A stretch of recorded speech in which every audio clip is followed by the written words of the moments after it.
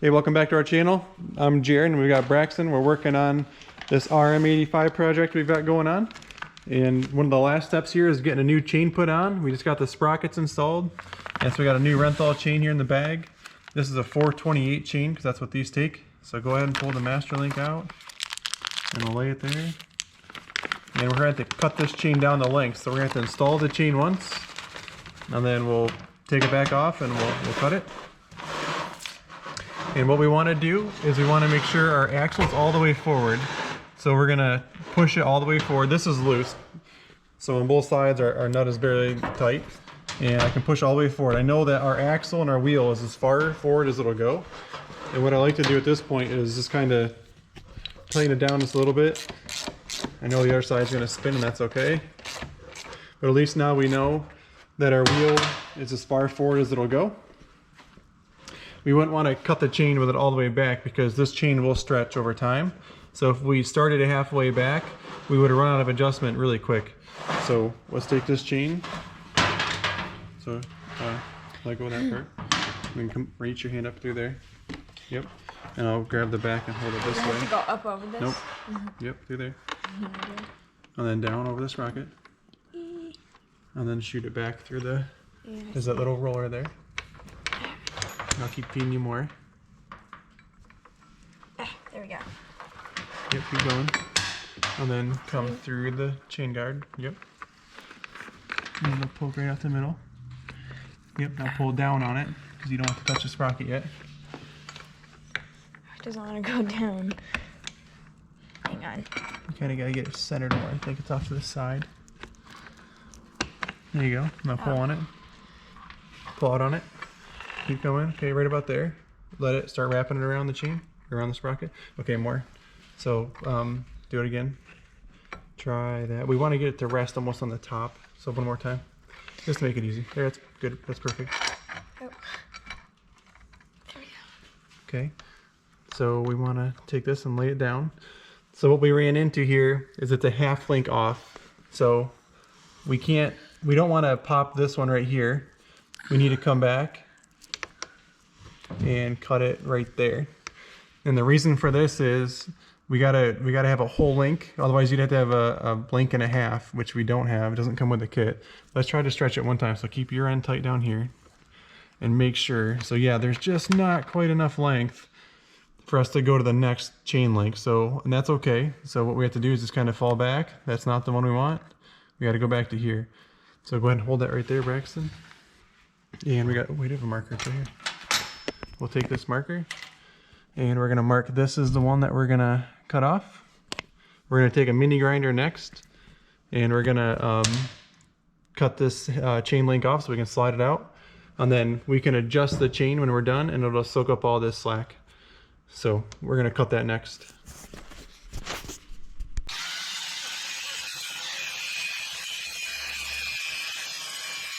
All right, so now we got our tab pin off there.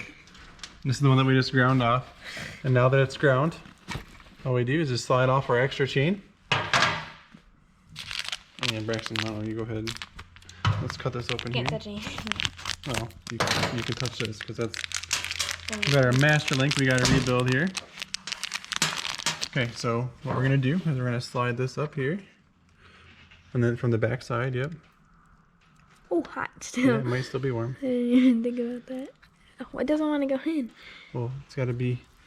Hang on, maybe we do the top one first.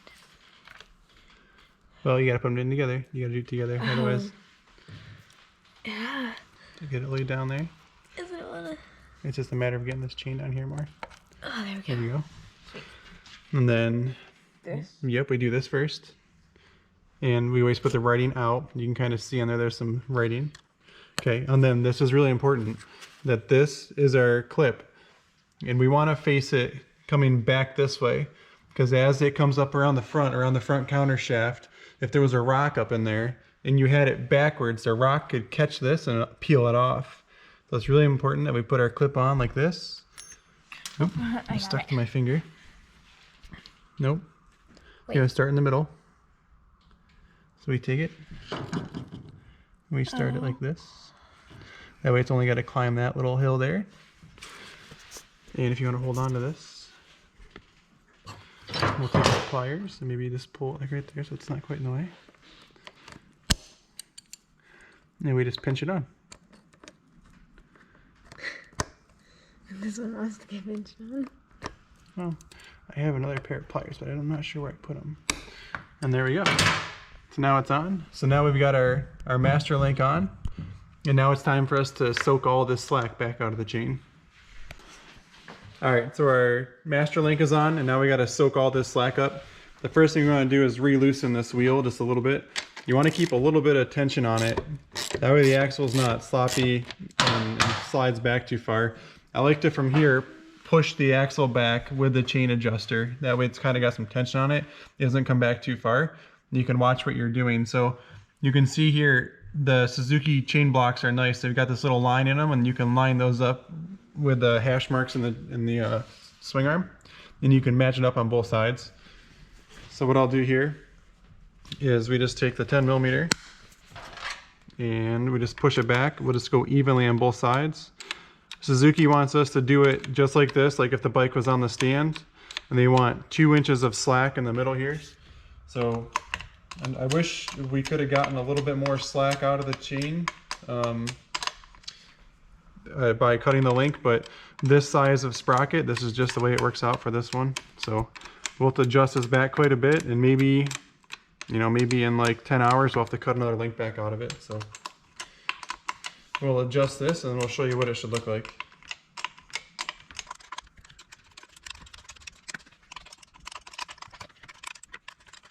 Let's see here. So as we get closer, you can see, zoom over here a little bit. So, and then as I just do it a little bit, you can see how much it's changing all that every turn that I make now. It's really soaking up a lot of the slack here. So we still have a little bit too much. So we're just past 4 lines here on the swing arm.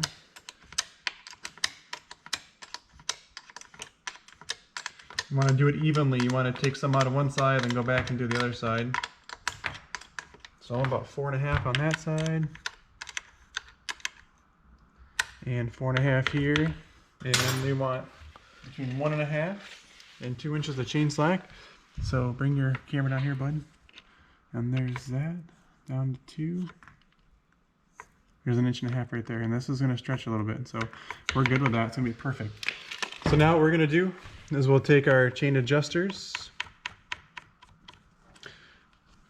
slide this back. We don't want this to move, we want this to stay tight against the block here.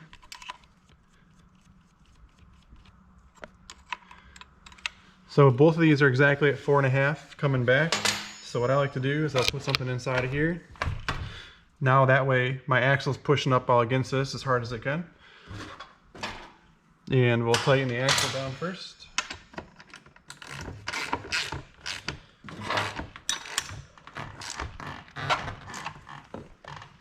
Okay, our axle's tight. And then now we can tighten the jam nut down.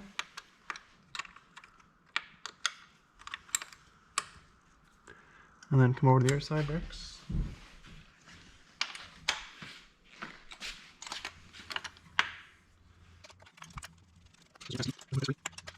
We always use never seize on these chain adjusters.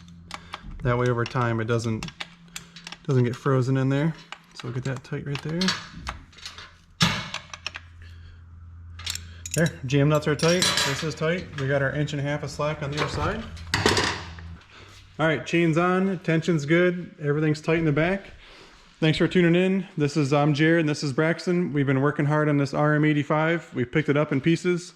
Go back to our channel and scroll down through. We've got a couple other videos we've been working on it. I think we're down to just putting some new handlebars on it and we'll go get this thing started.